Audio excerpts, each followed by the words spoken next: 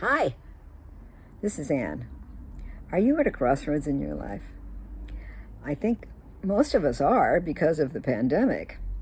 We've all undergone something pretty dramatic.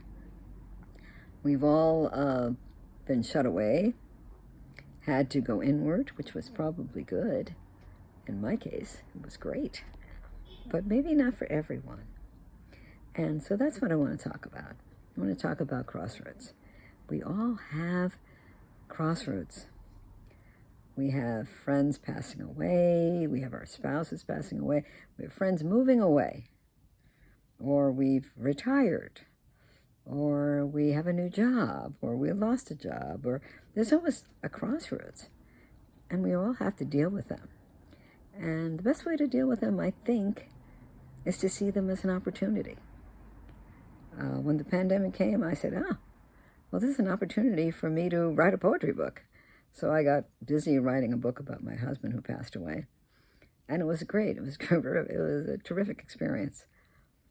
I know not everybody is creative, but I believe everyone is. You know, I'm saying, no, I'm not creative. Yes, you are. You just have not had a chance to express yourself. So that's my goal, is to help everyone who never thought they were creative to sort of give yourself a chance to be creative. You have every right to be a creative person. And I'd like to help you with that. Because when you're at the crossroads, you really can get frightened. So I don't know where I'm going. I don't know what to do next. And sometimes when we write down our thoughts, that's how we learn things about ourselves. And that's really helpful. On one side of a sheet of paper, we can write down all the things we love. Do you like bike riding? Do you like the ocean? Do you like nature? Whatever you like on one side. On the other side of the paper, just things that you don't like and you never want to do again, whatever it is. Work in an office. Maybe you're tired of that. You say, I don't ever have to go back in an office. Okay.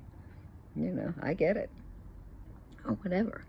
I never want to eat something again. Whatever you've been forced to eat as a child. My mother forced us to have castor oil. Whatever it was. I never want to do that again. Whatever it is. Yeah. So, one side of paper, what you love. And, do you really love certain foods? Certain foods you don't love. And then people. There are people you love to see. Maybe people you don't want to see because they make you feel bad. Well, you don't have to cross them off your list, but just be wary that maybe they're not best people to be around. But whatever it is, choose your time wisely, because your thoughts create your life. So you're at the crossroads, you don't know what to do, and you've got this list. Look at the good, look at the bad. Think about positive things you can do.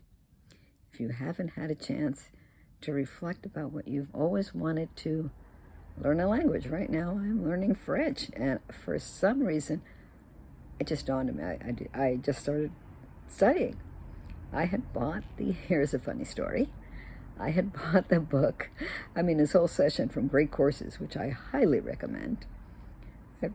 I've studied many things with them, but this is about French. And I bought it. The whole pandemic, I never got to it, never opened the book.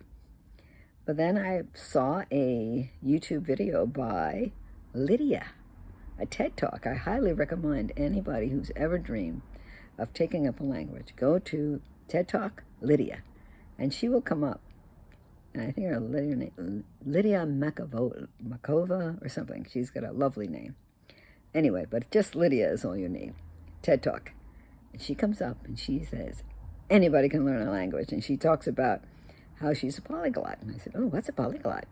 A person who learns many languages. And she explains how she's learned all these different languages, how she learned it by reading Harry Potter.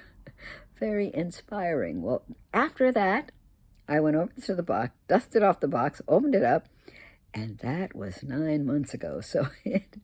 And from that on, I have been obsessed with learning French. I'm a Francophile at this point. I know I've told my friends, okay, I really can't be doing that because, I'm studying French. They go, oh, you, you do get into your things, yes.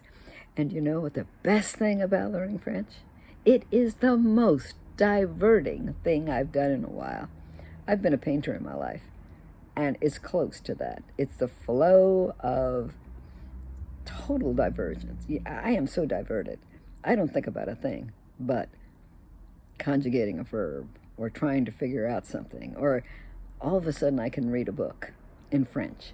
It's like, wow, this is one of the most exciting things I've done.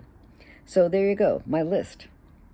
I like learning new things. That is definitely me. I'm a lifelong learner, and that is what I discovered. So the Crossroads, what I decided, I'm going to learn a new language. And I hope you decide to as well. Until next time, bye.